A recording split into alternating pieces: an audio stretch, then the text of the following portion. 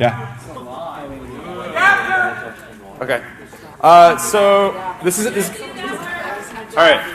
This is going to be really hands-on for a second. Can you help me? Come here a second. Find a plug for this over here somewhere. Pick that up. Pick it up. This is okay. What's your name? Jeff. Okay, Jeff has a vacuum pump in front of him. So this vacuum pump, yeah, you put it on parts of your body and it makes them bigger. Do we have a power cable for that by any chance? Right here. I got it right here. Okay, so this is some of the equipment we're going to be showing off. And Jeff, I want you to touch. There, you hear that beep? That ominous beep? Okay, put your finger right here. Well, maybe you want him to hold this actually. So, yeah, here, hold this on your finger. And then this is on right here. And then hold that on the end of your finger. Now, what do you feel? God. Suction. Yeah, suction. Okay, cool. You're not on any medication, are you? Okay, cool. Okay, so that's a vacuum. That's a vacuum pump, and what we've done in this thing right here. Come here a second again, Jeff. We've vacuumed a chamber of strawberries here with a very awesome substance, which we'll talk about more in a second. So I want you to turn this screwdriver when I tell you. Okay, ready? I'm going to put my website to it. Yeah, put it down. Just put it on the ground. Okay, go ahead. Now when I tell you, go ahead. Go ahead. Feels real good, doesn't it? Okay. So that's the vacuum coming out of this chamber. And this chamber, this is a thing called Revio, which is what beef jerky people use to put meat in it, right? And then when you pull all the air out of it, it sucks apart the muscle tissues, and all the marinade comes on the inside. So when normally you marinate something, you have like a big fat turkey, right? You put it in a bucket for 24 hours of wine, and then maybe it comes about an inch into the skin. But a vacuum chamber pulls apart the muscle tissue and allows stuff to go in to the very inside. Okay, you have to open this, but don't let the... Oh, I got it. It's chill. Okay. So we just have one last thing of prep to do before we can make these desserts, which is this is a interestingly macerated bunch of strawberries that I'm going to brulee really quickly, and then we can start on the talk. This is the turbinado sugar. Do you want to come brulee? Yeah, come here a second. What's your name? Andrea. Come up here. Okay. So basically, food hacking is sort of like molecular gastronomy. Has anyone heard of molecular gastronomy? All right, that's basically fancy science shit. What it is like some restaurants are basically stealing their. Okay, basically the cooking scene is a lot like the wares scene. There's the 0 day, right? The 0 day is all the techniques, and so they use techniques like vacuum chambers and stuff like that. Maybe not every restaurant has it right now, but just like in the wares scene, there's those people who've been around for 10 years, and every time you get a new exploit, they're like, I had that 2 years ago, whatever, like that kind of thing. Well, except the people who've had food exploits, they've had it for 50 years, and they're people who work in like factories. They're people like chemists and stuff like that. So people who use vacuums, I mean, that's just what people have been using, to process food in factories for the past 50 years. And so a lot of restaurants now are using those kinds of like science techniques, which are normally used in, have you relayed before? Okay, basically the sugar is going to caramelize. And when it turns brown, it's going to go from like a really simple sugar substance into a nice brown, roasty flavor. And then, so here, hold this. Okay. And then turn that, open it. The lefty loosey. All the way up. Okay, nice. And then go ahead and brulee all this shit. So here's, go ahead, pick it up. So you're gonna caramelize them. Now hold on to them for a second. Okay, now I want you to, when you're done with this, I want you to pass them over to Jules right there, and he'll plate them for us. And then, do you think there's more than 100 people in this room? Less? All right, we have 100 dishes, so everyone share. 100 spoons. And we're totally wearing gloves, you just can't see them. Okay. All right, so go ahead. So I'll show you real quick. I just want to real quick. See that? See that's all caramelized and nasty? See that? It's like all bubbly brown. That's what you want. That's what you want. So like, give it a couple seconds on all of them. Thank you very much. Oh, shit. Okay, this is a food hacking salon. All right, so salons, things in Paris and stuff like that. There's a lot of salons these days. Does everyone here go to Dorkbot? Do you know what Dorkbot is? Dorkbot's like a hacker show and tell. Everyone comes up and shows the cool shit they're doing with electricity. I like salons. I don't know, there's a lot of salons in my life. We have like book clubs. I live in San Francisco right now. We have like a book club on Tuesday. There's like a rock club on Wednesday where everyone comes over and rocks. There's like a writing club on Sunday, and there's a supper club on Thursday. So everyone comes over and cooks food. So basically, this is just like a little introduction saying, please have more salons and Skillshares. I mean, this is great. This is kind of a really bad interface, I think, for a conference. Oh, yeah. Nice. That's fine. Yeah, it's fine. Just, there you go. That's fine. Just light it back up. Yeah, that's fine. It's just, why don't you put this on? Yeah, it's probably not that flammable. Just don't, open it. Yeah, it's just, keep it a little bit further away. Okay. A little bit further away. Don't let it quench out the flame. Yeah, it's fine, dude. It's fine. Don't even trip about it. There you go. Okay, I think what you want to do... No, it's alcohol. Don't worry about it. No, Oh, yeah, you want to go up, is what you're saying? No. You're saying... let's turn it down just a little bit. Sorry about that. This is my first time cooking, actually. This is a weird thing. I watched some TV show. That's crazy how it does that, huh? Can anyone describe the science of why that's happening? Good call. So what is this? Yeah, this is fine. Yeah. Here, go ahead and close it. All right. I need another volunteer. This one didn't work so good. No, I'm just kidding. I'm just kidding. But keep trying to relay them if you can. But if you want, we can put them onto a different thing that isn't soaked in alcohol. Like you can put them in this guy. Say again? Yeah, just turn it all the way to the right. There. Yeah, it stops. Okay. All right. I need you're a volunteer. Yeah. No, it's fine. Sorry. Put a couple in here and relay them a couple at a time. But actually, that's plastic, so that's not a good idea. That's not a good idea. Yeah, just relay a couple. I'll work on this. Okay, yeah, hook it up. And then start passing them out. Okay, what's your name? I'm Ed. I'm Ed. You're Ed. Yes. I need one more person. Yeah, come on. So these are fancy cookbooks. We're going to pass these around. This is food porn. Does anyone like food porn? Yeah. So one of my friends in the back is there standing guard, hopefully, somewhere. There he is, his hands up. He definitely is not armed, but he's a really, anyway, so he's here to make sure that you don't walk away with these things, because they're really super cool. So you just go ahead and pass out a bunch of these books to people. So we have some really awesome chocolatier books. These are, I don't know if you guys go to cookbook stores at all in America, but they're really, really shitty. So these are the expensive Spanish and French cookbooks. Some of them are in Spanish and French. And so we'll just pass them around to the front and circulate them. Don't get them messy. Please return them to me. We have a checkout list. So yeah, that's great. And then, is that it? I think that's it. Okay, cool. No, that's special. Yeah, we don't want to give off these guys. Yeah. Yeah, and then one more. All right. Can you pass this out for me? Just take it and look at it. Anyway, take some time to look at those books. They're pretty cool. So molecular gastronomy is basically using science to fuck up your food, right? It's using science to make your food taste good, maybe not even noticeably, but you do all sorts of weird science. So some of the cookbooks we passed out are molecular gastronomy cookbooks, all right? Yo, guys, keep it down a second. I mean, not that my voice is that loud, but... molecular gastronomy was invented in 1969 by a British physicist known as Nicholas Curti. He invented an inside-out baked Alaska that was hot in the middle and cold on the outside, which is the opposite of what it's supposed to be. Crazy, right? So he died, and other restaurants started, like El Bulli, which is a Spanish restaurant, opened in the early 80s, basically come out of the Spanish gastronomical societies, where a lot of chefs would... we're passing out desserts yet, right? Pretty much? Okay, cool. Where a lot of chefs in Spain, everyone gets together and cooks every day, right? Everyone gets together with their friends and cooks. And so this one restaurant, El Bulli, it's been around for about 25 years, and they do awesome stuff. They've been closed. They're closed 6 months out of the year just to have their lab, just to sit there and develop crazy food. And the other 6 months out of the year, it's really impossible to get a reservation. So then it kind of went to England, and this idea of the gastropub phenomena. There's a restaurant called the Fat Duck. This is a restaurant I worked at for a little bit in the lab doing weird shit. And stuff like bacon and egg ice cream is on the Fat Duck's menu. Stuff like leather-flavored chocolate, snail porridge, mustard ice cream, all kinds of really, really creepy stuff.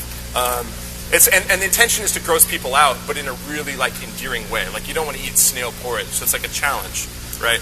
I have a funny story about challenging a nasty name. Does anyone here know the death vegetable from CDC? Anyone know that guy? So the death veggie came to my house in April, and he dropped a couple of large squids on my bed because he wanted to have a supper club and at our house. And so he went to the farmer's market, bought a couple giant squids, and just dropped them on my bed while I was sleeping. It got gooey, like squid goo, all over my bed. And so I got him back, and I made Choco Squid. which sounds really nasty, right? But it actually was pretty good. Well, I thought it was really good. So it's chocolate-flavored squid. Yeah, it was good, right, Tom? Yeah, no comment. So anyway, then molecular gastronomy's come into America only in the past 6 or 7 years. Restaurants like the French Laundry, Alinea, Moto. Moto's kind of a famous restaurant in Chicago where they have edible inkjet paper, right? So they print on like corn-flavored paper, and it's all edible inks and stuff like that. So they'll do something like print with milk-flavored ink on a cornflake corn paper, and it's fake cereal and stuff like that. Really crazy stuff. So why are we at a hacking conference talking about food? Well, because hacking's boring to some extent. So you hear other people talk, because there's no delicious demos in every hacking stuff. So I'm going to talk about some of the parallels between hacking and food. So hacking is a big thing. A large part of hacking is geeking out, figuring out everything this modem does, everything this architecture does. Same thing with cooking. If you apply that aesthetic to cooking, you can geek out on things like organic chemistry and flavor compounds. You can know that when you eat something and it's too salty, you can add an acid and it changes that effect in your mouth. You can also learning organic chemistry really helps you become a better chef. Learning organic chemistry teaches you about why things roast and taste brown. When something tastes, whenever you roast something, like kind of what we're trying to do with the strawberries over there, you're basically creating all these extra flavors that started with a really simple sugar. But once it started burning, an amino acid and sugar got together and had a party and made all these crazy things like furanol and furanol. So there's also the idea of like organic chemistry as far as something like chocolate or coffee. Those are two of probably the most complex foods we eat because there's so much. There's a couple chocolate books going around on savory chocolate and just another book about how chocolate's made. And there's a lot of weird science in chocolate and all these different things you can do to it. And there's a couple chocolate companies that only give you chocolate from a certain plantation, like in Tahiti or in Venezuela, places like that. Actually not Tahiti, that's vanilla. But so you can buy a chocolate that just has this flavor. Maybe it tastes more camphory than this other chocolate, which tastes a little bit more sour. And so once you know about those qualities of food, you can start pairing them in different ways and creating things in a different way. So studying chemistry also allows you to figure out the use of chemistry machines, like distillators and stuff like that, things that allow you to evaporate the essence of something, like say garlic or parsley, and make a water that tastes exactly like that. And you can use the water to do something else with. Maybe a water that tastes like fresh garlic, right? Because you can't actually boil garlic because you're only going to get boiled garlic water. But how do you make a fresh garlic water? You have to use fancy chemistry machines, stuff like that. I'll talk about that in a second. Another geeking out, which I think a lot of cooks do, is the idea of cuisine types. Like people are really into Persian. I'm personally really into Persian food and Mexican food. People really get into Italian food. People really like to geek out and figure out what's authentic. What's the authentic British cuisine? Of course, it's all boiled with some onions and stuff like that in it. What's really authentic Polish food? What's really authentic Japanese food? Everyone has a big, whose dick is bigger game about who's had the most wasabi and who has the most authentic Japanese food experience. And so that's another thing people geek out on a lot is the ability to explore cuisines like that. And then so the next thing I associate with hacking is collaborating to compromise platforms. If you're in a hacking group, you're hanging out with your friends and owning people, right? So if you're a cook, you're getting together in your kitchen, you're owning your diners, right? You're owning your customers, you're owning the people who are eating your food. And the challenge is to bring a new taste and rock their world, something maybe they've never really expected. How's the food, by the way? Yeah, maybe I'll explain the food. Do you guys want to explain the food? Has enough people had it yet? Then we'll pass it out a little bit, and then I'll tell you exactly what it is. Tell them what they're eating. All right, we'll tell them what they're eating. It's a pistachio bergamot foam that should have been in liquid nitrogen. There's a bit of a caramel, which is a rosewater smoked paprika caramel tweel. There's a candied tarragon leaf. There's a saffron oil and a tonka bruleed strawberries. Now, tonka is an illegal substance that some of you are ingesting right now, but it's kind of like fake illegal. There's a lot of fake illegal foods in the world, like marijuana and opium and things like that. So they're not just because it's those laws were made a long time ago, so it's all good. So that's the food. It has 6 components. It's very Persian oriented. You're not going to trip out or anything like that. But don't if you're pregnant. No, don't put this in your body. Basically, is anyone pregnant here? No. Seriously, yeah, right on, awesome. Seriously, congratulations, but don't eat the dessert. Okay, so the other thing I think about coding, I think when I like collaborative coding efforts. I like coding with my friends, and it's similar to, I think, to cooking in a kitchen, except in coding, people have skills and different skill levels. It's pretty blatantly hierarchical. But in a kitchen, maybe people have different skills, but everyone comes from a different perspective. Everyone, their parents cook them this different food. Maybe they grew up in Texas, they grew up in Canada. They have a different perspective on food. And so when you're in a kitchen with a bunch of people, you're collaborating and creating this cooking experience, which is everyone kind of coming together to say, my mom showed me how to make cornbread. Your dad showed you how to peel grapes, whatever your dad showed you how to do. And so people basically bring different palates and experience to the taste, and that's what's very collaborative about this creative experience. And it's time for a gratuitous plug. I'm on tour right now with Ali over there, and we've been driving around the country for the past 3 weeks. Well, let me start over. We live in San Francisco, and at our house there at Unicorn Precinct, every week, every Thursday, 10 to 50 people come over. Some of these people in this room have done this as well. And everyone chips in 10 to 20 bucks for groceries, and we all just get together and cook a 6 to 7 course meal. And it's always weird stuff because we have a really weird kitchen. We have a centrifuge in the kitchen. Sometimes we have liquid nitrogen. We have all this really weird stuff, and we try and make nasty stuff like wormwood mayonnaise, which didn't work, frankly, actually. We tried to make a wormwood potato salad. It was not good. But so we all get together and try and mess with each other's aesthetics. And so Ali and I have taken it on the road. So for the past 3 weeks, we've been driving from San Francisco all over the United States to cook with our friends and family. We're having a couple dinner parties here in New York, and they've been really successful. Has anyone here been to one of them at all? No? Yeah, you back there? Awesome, cool. And it's really fun because people get together and maybe they aren't expecting to have to pay a lot of money. But it's really nice to have like a 7-course gourmet meal for only 20 bucks and to see your friends make it. And we usually make things people have never done before. So that's the gratuitous plug. And I wish we had T-shirts to sell so you guys could rep it or whatever. But if anyone's interested in helping us book another food hacking tour for next year or whatever, let us know. If you have an awesome kitchen and you can curate a party and get together a bunch of people, we'll definitely come over and cook a lot of awesome food with you. Okay, so now we get to the 0-day part of the hacking versus food metaphor, which is the new machines, new techniques, and keeping up with new trends. So we'll talk a little bit about what some of the restaurants are doing nowadays. Basically, there's trade secrets. There's all these like chemical industries and flavor industries, and they basically kick down their old wares to the restaurant world. How's that going, Jules? Yeah, cool. Yeah, how's the dessert? Has everyone else had some? Yeah, is it really weird? Yeah, cool, good. Yeah, it's vegan except for the tarragon. Weirdly enough. So here's some. So I know, strange, huh? Tarragon's not vegan. It's grown. It comes from dragon, which is where the word comes from.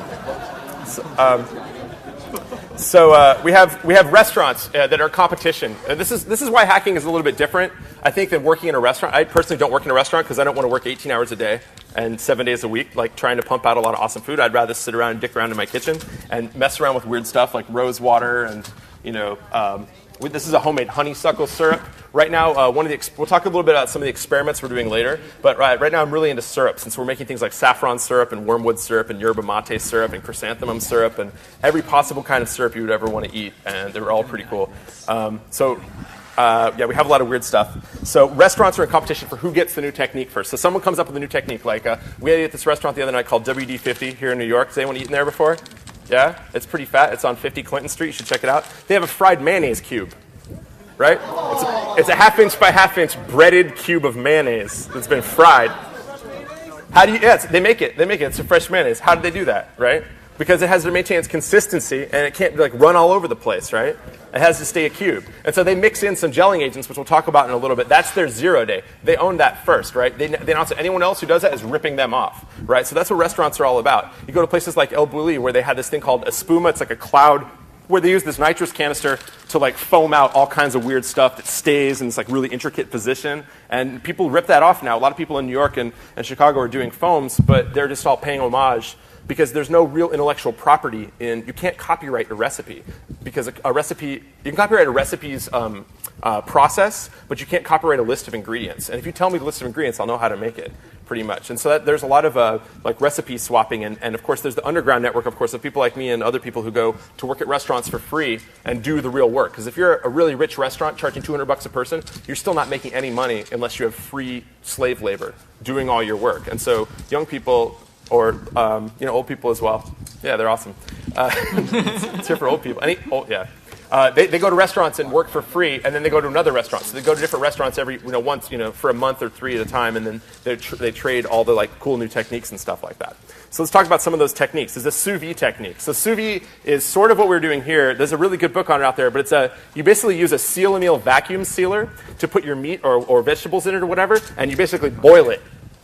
But you're keeping it at the right temperature. Now, anyone who ever had a TV dinner or that like the bag of corn you get that you got to boil, that's basically the same thing that food industries thought of, 50 years ago or whatever. But at restaurants, what you do is you take a loaf of foie gras. Is foie gras still legal here or no? Yes. Yeah, it is. Okay, foie gras.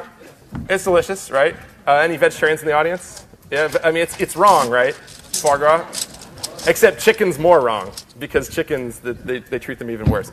But so basically, if you take a loaf of foie gras, normally you sear it in a pan, and it loses all of its mass. It loses a lot of liquid and a lot of flavor to the pan, and then you take it off and you give it to someone. But if you put it in a vacuum-sealed bag, it doesn't lose any of the liquid, it doesn't lose its shape, it doesn't lose its form. And if you hold it in a water bath, like a chemistry water bath that stays at 60 degrees Celsius for 45 minutes, it cooks it perfectly all the way through. You can hold it there for 4 hours, 5 hours, and it'll still be at that right temperature. And when you take it out, it tastes delicious, and it tastes really well cooked all the way through. And that's what vacuum cooking is. But of course, it doesn't make the roast flavors, right? Because there's nothing brown on the outside of it. So what you do is when you take it out of that bath, you have to sear it with a blowtorch to make those roast flavors. Because people are counting on those roast flavors. Otherwise, it just tastes boiled.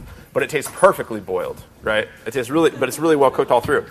Some other techniques are jacquard marination, which is this really nice. It's like a 10 little blades that you just puncture into like a big steak or something, and magically the steak tastes crazy tender, and all the marinade gets into it. It's because it's the same thing you're doing on this vacuum chamber. You're opening up pathways to the inside of the meat, and it's pretty amazing how well you can marinate something with just this like stabby knife contraption. This is a nitrous oxide. Does anyone here enjoy nitrous? Yeah, I thought I saw a bunch of little Android turds out on the street leading up to the hotel. And so nitrous oxide is an amazing thing, because what you're doing with the nitrous oxide siphon, like Jules has right there, is you are aerating the fluid that's inside it. So when you put cream in it, it's a whipped cream charger. You put cream in it, you're aerating the cream, just like you would whip it with a whisk, except you're super aerating it with really cold nitrogen, or nitrous oxide, actually. So that's what that does, and so you can put anything in that canister and foam it out. So what we've done is a pistachio bergamot foam. And what that is we took this blender here, this 200-mile-an-hour blender that's got some water in it, and we've put a bunch of pistachios in it. I think I can unplug this. And we blended it at 200 miles an hour, and we've added some substances to it to make it... here's some pistachios. How's it going, guys? You're out of the foam? All right. You can open it up and there's foam inside it, but just make sure it's like done all the way. Or it's like hold it upside down. So what you would do is you would take this blender top that goes 200 miles an hour. You have some water in it. Probably don't want it to be at an angle. Uh-oh. Well, I'll make some more.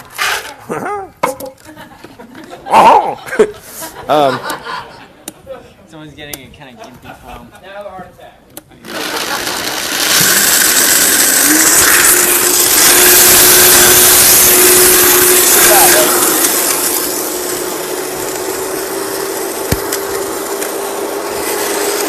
Okay, so that's 200 miles an hour. And then we have these things called essential oils. And this is a bergamot. Does anyone know what bergamot is? Anyone heard of bergamot? You drink Earl Grey tea? That's what it is. It's this small little citrus flavor. Okay, so that's my this needs a little more water. Does anyone have any water? Is that other thing of water right here? Yeah. So a little more water. We're just going to put a couple drops of this bergamot essential oil in there, and then we want this to basically be like cream in that siphon. But how's it going to be like cream? Any ideas? Any suggestions from the audience? What magical substance? Hint: it's on this table. Lecithin. Soy lecithin? Anyone? It's what's inside eggs. It's what's inside egg yolks. So we have 6 little drops of this stuff, and then a little bit of soy lecithin, which I'll mix in because it's this nasty, sticky stuff that gets on your hands. But this is from soy. Normally you get it from eggs. And I have to push this really quick. Sorry. Okay. So basically, we mix soy lecithin in it, and lecithin is an emulsifier, and that means it takes fat and water and mixes it together, because fat and water don't like to mix. And so when you add lecithin to something, like if you add an egg yolk into a salad dressing, you're helping it all mix together, basically. So I'm just adding fake lecithin in it, or rather non-egg lecithin in it. I have to let the water get to the bottom. That's why it's not actually moving, because it's trying to create a vortex in the bottom. See, basically, if you go into a kitchen and you know why everything's happening at a scientific level, you can basically be a lot more creative. And it's the same thing with hacking as well. There we go. So it's vortexing. I'm just going to pour a bunch of this in.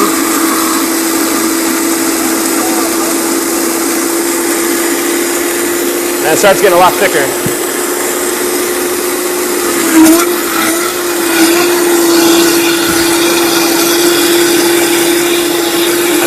The other magic ingredient is agave nectar. This is vegan honey. Agave is the plant that they use to make tequila, and so it's this big tequila leaf that basically it's an agave plant. The blue agave, it takes 8 years to mature, and then they roast it in the state of Jalisco, and it's a really super sugary thing. Yeah, it's a lot. It has a lot of fructose in it, so it's a lot like honey. It's appropriate for diabetics, because it's really sweet. Okay, I think this is fine. Are you ready for some more foam? Okay. Yeah, it's all right. I need to add a little bit more lecithin, actually. So it's not the creaminess of cream right now. So I'm gonna keep adding a little bit of lecithin to it. Thanks so much for your help. Yeah.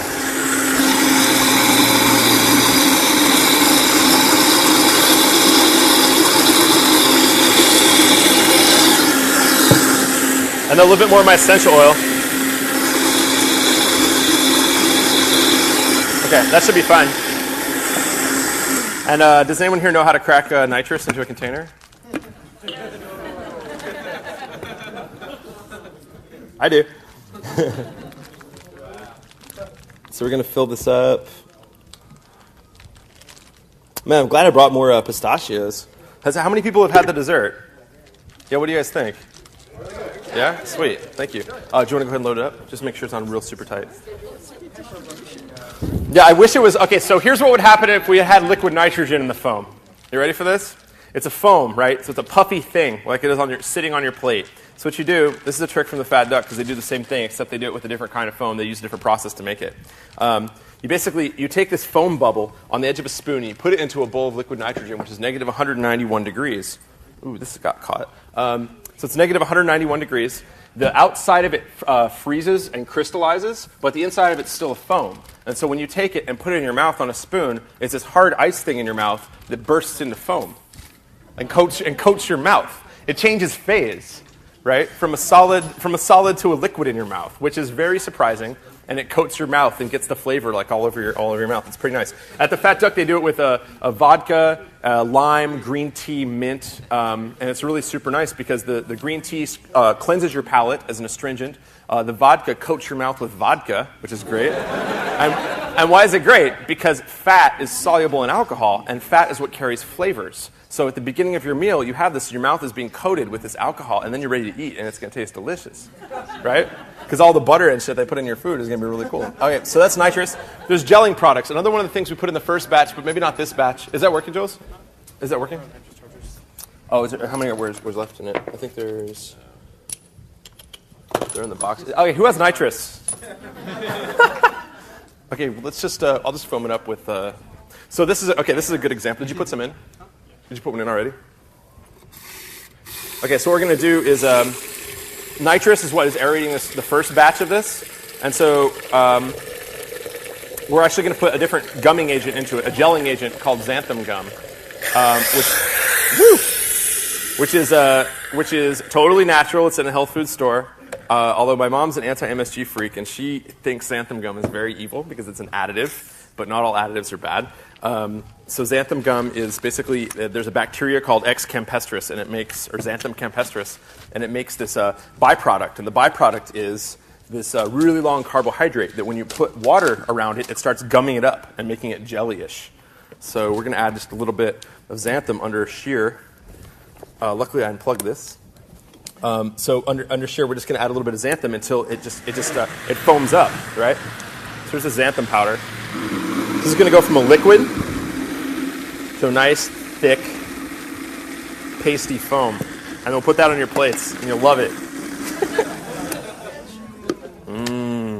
Let me stir it.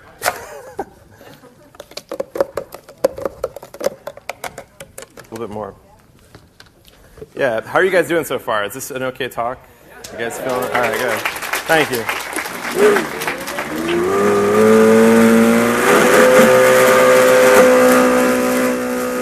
Okay. That sounds unhappy, doesn't it? Okay. This is fine. Do we have this guy right here? Okay, see how this is? Look at this now. This was liquid. Look at that. Yeah. Where's the shot? Where's Mr. Photographer Jake Applebaum now? The action shot. Okay, so look at that. Jelly, right? We did the same thing, except it's not the same thing, clearly. So this is going to be a lot heavier. Can you hold this a second? Yeah, and then, yo, can we give a hand to everyone helping us with the dessert? Yeah. Our dessert, or whatever this is. Okay, just put like a little bit of a spoonful on each of the things. Do you have a spoon? Yeah, here's one. So just like throw it down like this. Go. There you go. And then make sure you put the stuff on. Okay, so what else is on the plate? There's blueberry salt. Did you guys notice that? Who's had the dish? So my really good friend who's sitting in the back checking the books has a dehydrator, and he put blueberries in a dehydrator, and then he made blueberry powder. And it looked like some sort of weird cyber drug that you read about in a William Shatner novel. And it was this blue powder, and we blitzed it with a bunch of sugar and sea salt. So we had that salty flavor, and the salty flavor, when you put salt on something, it's osmosis. You have a cell wall, right, when you put it on food, and or put on vegetables, there's a vacuole with water in it. So when you put salt on it, osmosis draws the water out of the vacuole and concentrates the flavor, and that's why you use salt in brownies and for the chocolate. You're not trying to make the brownies taste like salt. You're trying to draw out some of the water so the flavor concentrates. And so as we put a little bit of salt on this sweet pistachio foam that we just made, it's going to appreciate the salt a little more, and salt and caramel is a really nice combination as well. I need to wipe my hands for a second. What else? Oh, there's this tuile. So the tuile is, thank you, these caramel chunks are smoked paprika and rose water. So there's a lot of floral stuff in this food that we're making. There's rose water, there's bergamot, and there's this aromatic tarragon right here. The tarragon, it's really humid, so normally this is really crispy tarragon, so it's a little mushy right now. But it's really humid. Basically, it's egg whites and dipped in sugar. And you'll notice we're just giving out the recipes for things like this. And maybe some restaurants do that, maybe some don't. But I think that's a big thing about food hacking is open sourcing your recipes, right? And either Creative Commonsing or licensing or whatever. So we have a website, foodhacking.com. You should check it out. It's got a lot of recipes on it, and I'll show you the wiki in a second, too. Okay, some other weird techniques. Those are some gelling agents. There's other ones like Gellan and gelatin and alginate. So, for example, at WD-50, when they do this deep-fried mayonnaise cube, they put two different gelling agents in it. One to keep it that solid shape, and the other one to not make it run. So it's going to be really solid. It's hot. It's hot mayonnaise. Of course it's going to run, but it doesn't. It just stays in this like really thick block. There's a lot of really cool other things you can do with gelling agents. The other dish we had there was we had a methylcellulose noodles, where they had this really long chemical called methylcellulose. You get this really nice bowl of miso soup, and you have a squirt bottle full of noodle. And it's a liquid squirt bottle, and you submerge it in the water, and you squeeze it all out, and it makes a noodle. The liquid sesame turns into a sesame noodle, and then you pick it up on your fork and you eat it, and it's a noodle. So that's another gelling agent. It's something you add to water. You add to a liquid to make it gel up. There's also papers and pastas. So we've already talked a little bit about the dehydrator. A big thing these days is people are talking about making like chocolate paper and passion fruit paper. And basically what you do is you mix a gelling agent with some sort of like passion fruit juice or whatever, and then you kind of just squeegee it out onto a tray like the one over here, and then you put it in the dehydrator, and then you get this nice thin paper depending on which gelling agents you put in it. One of the dishes at the Fat Duck, which was my job to make every other day or whatever, was we did the Listerine strips. Right? You taste Listerine strips? Instead, instead of that flavor, we had oak and oak moss flavored. And it was part of this dish that meant you were in the forest. And the first thing you do is you put this Listerine strip in your mouth and you let it dissolve. And there's oak and oak moss. And then you eat this like truffle walnut toast that's like, okay, there's truffles. I'm on the floor of the forest and there's truffles. And then there's like an egg. And the egg has like, langoustine and quail and peas and foie gras in it. And you're like, I'm eating everything in the forest. I am the floor of the forest eating its bounty. And so that's a different kind of alginate. Listerine uses Pulaland gum, a different kind of gumming agent. We use something totally different. But this, it's like 3 or 4 different gelling agents that have different kinds of qualities that allow you to basically squeegee out this really thin layer of stuff and then let it dry for a day and then cut it, and it hooks you up. So there's meat glue. Anyone used meat glue before? All right, meat glue is awesome. So the Japanese, you guys like the Japanese? Yeah. They brought us MSG, right? Ajinomoto, MSG is basically the powdery stuff that's on seaweed. And it's this really concentrated flavor that's umami. And this is made about 100 years ago. It was isolated by this doctor who's really hooked up the food world by isolating the fifth taste, right? So we have taste buds, right? And taste buds are telling your mind why to eat this thing. It's like if it's sweet, you're like, yo, baby, eat this. It's sugary. It's giving you energy. If it's salt, it's like, yo, you're not going to dehydrate if you eat this. It's salty. If it's sour, it's because it's acidic. It's an acid. And if it's bitter, it's because it's an alkali, and most poisons are alkaline. But so if it's savory, which is this other taste, which is sort of like tomatoes or seaweed or MSG or really savory mushrooms like shiitake, it's basically telling your body, this is an amino acid. This is a ribonucleic acid that we need for our body to generate our cells. And so that's what MSG is. It's a glutamic acid. So they also invented this other thing called meat glue. And meat glue is when you use your muscles, as some hackers do, you rip your tissues all the time, microscopic little tears. And so your body makes this thing called transglutaminase, which joins back the muscles, joins them back together. And then, so the Japanese, of course, synthesize this with some enzymes. And so you take a raw steak, and then you take a raw chicken breast. And you sprinkle some on the steak, and you sprinkle some on the chicken breast. And you put them together. And 2 hours later, it's the same piece of meat. It cross-links the proteins. It's transglutaminase, and then you fry it on the stove, and you've got steak breast or whatever it's called, and people eat it. Yeah, it's weird, but you can get like free samples of it. You just go to just Google for Activa. That's its trade name or whatever, and it's pretty nasty. But they mostly use it for like firming up noodles. Oh, are we on the internet? Apparently not. Okay, so basically it's called Activa. Some other cool techniques. Freeze-dried food, you can use a freeze dryer. Liquid nitrogen we talked about, squeegeeing out films. Hydrosols, that's kind of interesting. There's a restaurant called Joan Roca, which we passed out his book. His book is on vacuum cuisine. By the way, no one steal the books, please. No one's going to steal the book, right? Steal the books? No? Good, thanks. This guy Joan Roca makes a dirt jelly or a dirt hydrosol. This is what he does. You know how to you sure you know how to distill whiskey, right? You boil things and you distill it with a distilling column. So what you do is if you want to distill something, you put it in a beaker or flask and you boil it, and then you catch the steam with an ice column and then condense that steam, and that's how you distill something, right? So what this guy does is he puts dirt and water and boils it and condenses the steam, and he has this pure water that tastes like his dirt, and his dirt is delicious. Because it's like he's in the Basque country or whatever, Catalan or something like that, and his dirt's awesome. It's just really good dirt, and it doesn't get it. Nothing. The only thing that made it over is anything that could be boiled and evaporated and condensed. So that's some cool shit. People do that now and then, but you have to have like a $5,000 distillator apparatus and make it super cold. What? Is that how Jelly Belly? No, that's not how Jelly Belly. No. You mean to get those flavors? Yeah. No, you can have essential oils for anything, but this is more like for in the field. So if Jelly Belly wanted to make the dirt in Northern California where the Jelly Belly factory is, it's flavored jelly bean, they'd have to do that. But mostly you have essential oils. So we have some essential oils right here. They're pine and camphor. We do chocolates. We do like a eucalyptus chocolate and a bergamot chocolate, and it just messes up your palate. It's pretty cool. At the Fat Duck, they do leather chocolate and oak chocolate and tobacco chocolate. It's basically just a couple drops of that essential oil in with the chocolate, and it's just, that's the essential characteristic flavor of it. So edible inkjet cartridges I already talked about. Modified breakfasts. Maybe I'll do that in a second. Okay, so freeze drying and modified breakfast. So at WD-50, again, and there's only maybe 10 restaurants in the United States that do this kind of food. And I'm not even at the part where I talk about the hack lab part, but that part's actually pretty small. So I'm still talking about the weird technologies right now. So they do a freeze-dried food at WD-50 where it's they freeze-dried some bananas and strawberries. And they have this dish called cereal with cold milk. And it's a cold milk ice cream surrounded by crushed, it's really 10 minutes to 15 minutes, right? 9:45, much that says. All right, well I'll keep going. Anyway, it's a cold ice milk ice cream surrounded by ground up homemade cornflakes. So it's just basically this ball of cornflakes surrounding ice cream. with like little bits of freeze-dried fruit. It's pretty cool. Okay, so let's talk about hack labs in the next 10 minutes, apparently.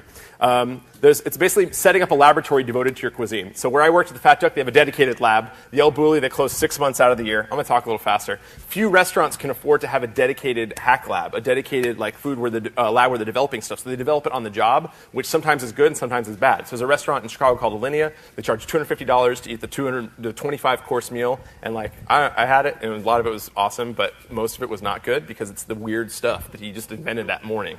And he's like trying it out on people as guinea pigs. There's also, say again? Yeah, there's no more plates. That's 100 plates. But anyone wants to put their fingers in the bowl, we'll come up afterwards. We'll get everyone later. So that's basically how you develop, how you set up a hack lab. And if you have a restaurant, you have to be making that 3% profit margin. Some of them pair up with industrial designers and chemists. Like Pierre Gagnier's restaurant in Paris pairs up with a really weird dude named Hervé Dice to invent all this stuff, and then they'll figure it out and serve it to people. So the ghetto tech, this is what really makes it hacking, which is restaurants are doing it for money. I'm doing it personally for the real and to collaborate with my friends and not for money or customers, and it's a non-proprietary, documented through techniques and experiences. I think I have a wiki page. Here we go. This is the food hacking wiki at wiki.foodhacking.com. So here's some equipment we talked about, some ingredients, like meat glue, and techniques. And so basically, this is going to be a huge wiki that has a lot of weird science of food stuff on it. And so I encourage you to apply for an account and help edit it. So what is the experimentation? So let's talk a little bit about that. I have a kitchen in San Francisco. Jules and I have a kitchen, and we do a lot of weird esoteric ingredients, a lot of weird stuff, right? Like we have mastique, we have wormwood. We do wormwood a lot because it's got this psychoactive ingredient in it called thujone. And thujone sends you on spirit quests, right? It's like it causes synesthesia. So we're trying to work that into food in some way that doesn't tip off your body that it's a bitter poison, which is what wormwood is. Some really good advice I got from a long time ago from one of the chefs I worked with is, yo, Mark, that's my real name, by the way, Guides. Sorry, I forgot about that. He's like, this is what you should do. Smoke weed and read cookbooks. That's my advice.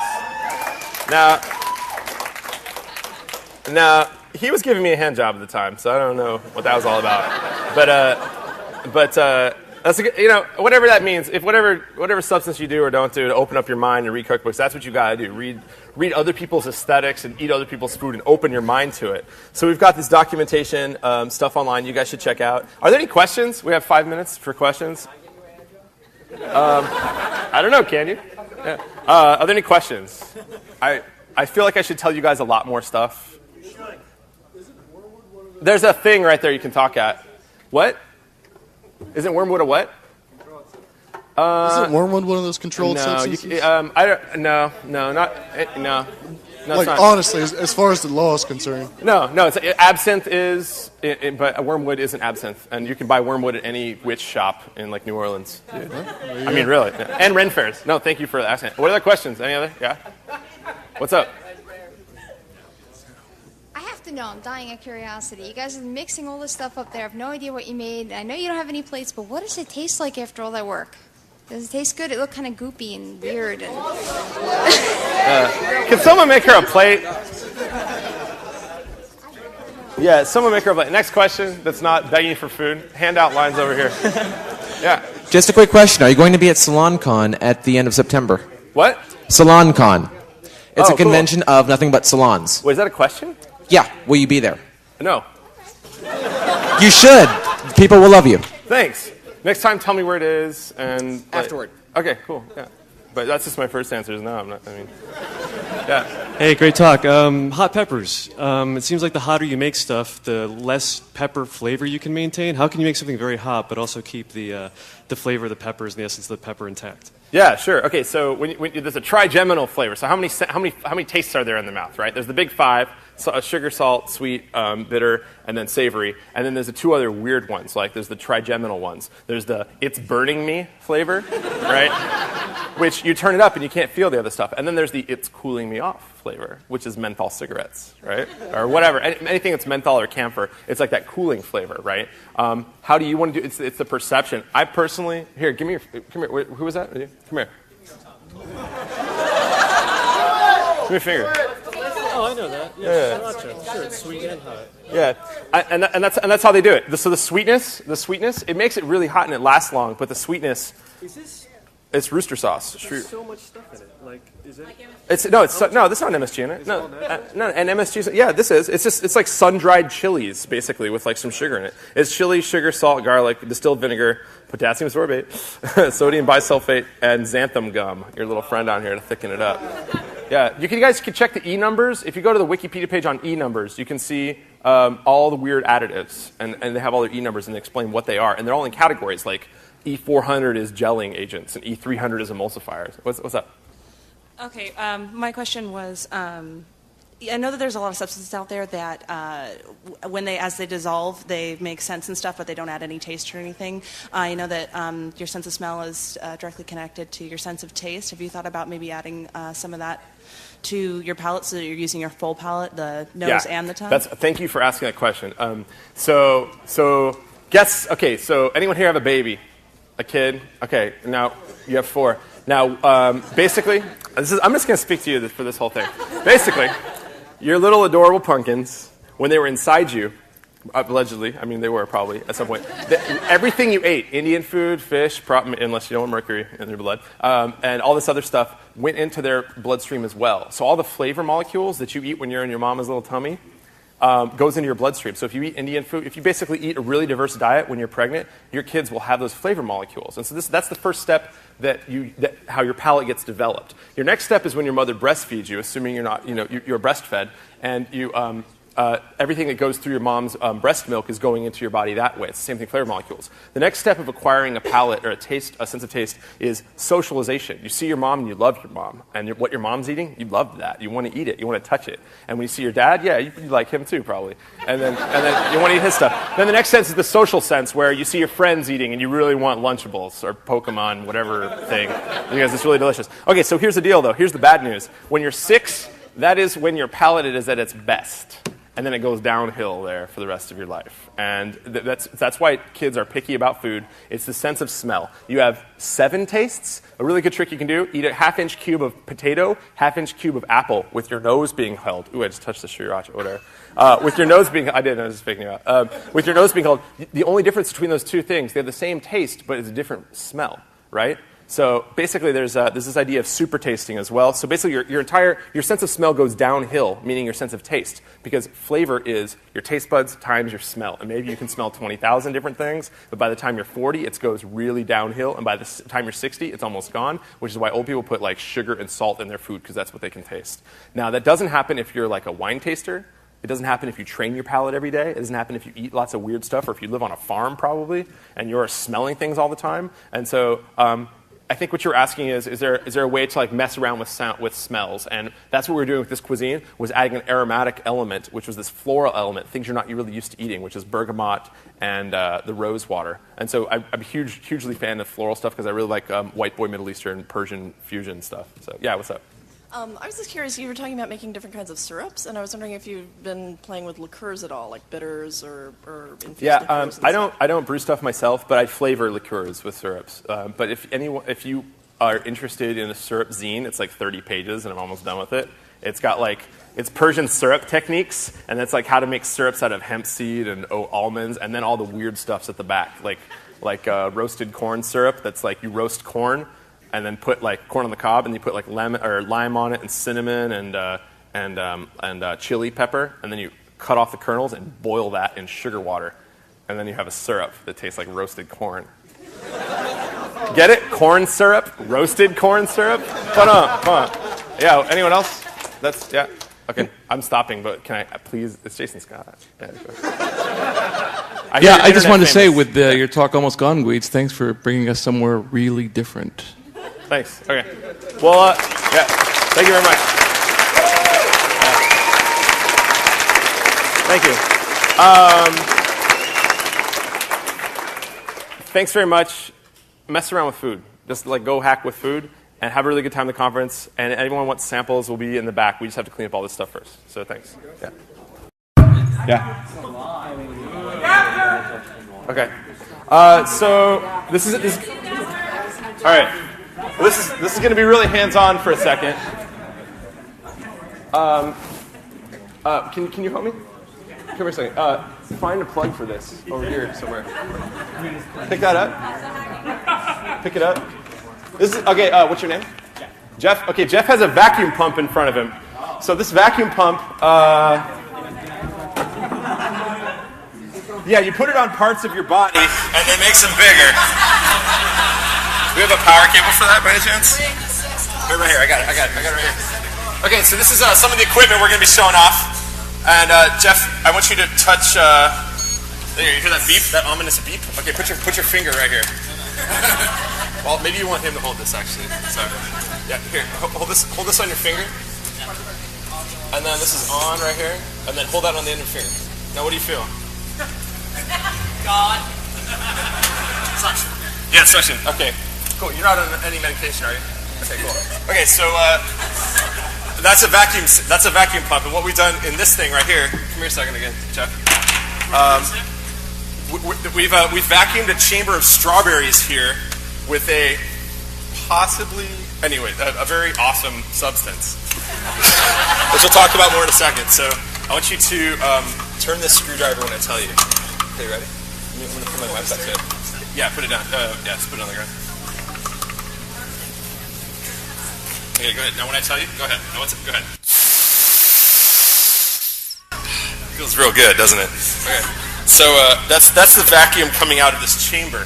And this chamber, this is a thing called Revio, which is what beef jerky people use to put meat in it, right? And then when you pull all the air out of it, it sucks apart the muscle tissues, and all the marinade comes in the inside. So normally you marinate something, you have like a big fat turkey, right? You put it in a bucket for 24 hours of wine, and then maybe it comes about an inch into the skin. But a vacuum chamber pulls apart the muscle tissue and allows stuff to go in to the very inside. Okay, you have to open this, but don't let the... Oh, I got it. It's chill. Okay. So we just have one last thing of prep to do before we can make these desserts, which is this is a interestingly macerated bunch of strawberries that I'm going to brulee really quickly, and then we can start on the talk. This is the turbinado sugar. Do you want to come brulee? Yeah, come here a second. What's your name? Andrea, come up here. Okay. So basically, food hacking is sort of like molecular gastronomy. Has anyone heard of molecular gastronomy? All right, that's basically fancy science shit. What it is like some restaurants are basically stealing their. Okay, basically the cooking scene is a lot like the wares scene. There's the 0 day, right? The 0 day is all the techniques, and so they use techniques like vacuum chambers and stuff like that. Maybe not every restaurant has it. Good call. So what is this? Yeah, this is fine. Yeah. Here, go ahead and close it. All right. I need another volunteer. This one didn't work so good. No, I'm just kidding. I'm just kidding. But keep trying to relay them if you can. But if you want, we can put them onto a different thing that isn't soaked in alcohol. Like you can put them in this guy. Say again? Yeah, just turn it all the way to the right. There we go. Yeah, it stops. Okay. All right. I need. You're a volunteer. Yeah. No, it's fine. Sorry. Put a couple in here and brulee them a couple at a time. But actually, that's plastic, so that's not a good idea. That's not a good idea. Yeah, just brulee a couple. Put them. Okay, yeah, hook it up, and then start passing them out. Okay, what's your name? I'm Ed. I'm Ed. You're Ed. Yes. I need one more person. Yeah, come on.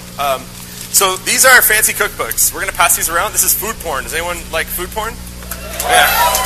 So one of my friends in the back is there standing guard. Hopefully, somewhere there he is. His hands up. He definitely is not armed, but. He's a really anyway. So he's here to make sure that you don't walk away with these things because they're really super cool. So you just go ahead and pass out a bunch of these books to people. So we have some really awesome chocolatier books. These are I don't know if you guys go to cookbook stores at all in America, but they're really shitty. So these are the expensive Spanish and French cookbooks. Some of them are in Spanish and French, and so we'll just pass them around to the front and circulate them.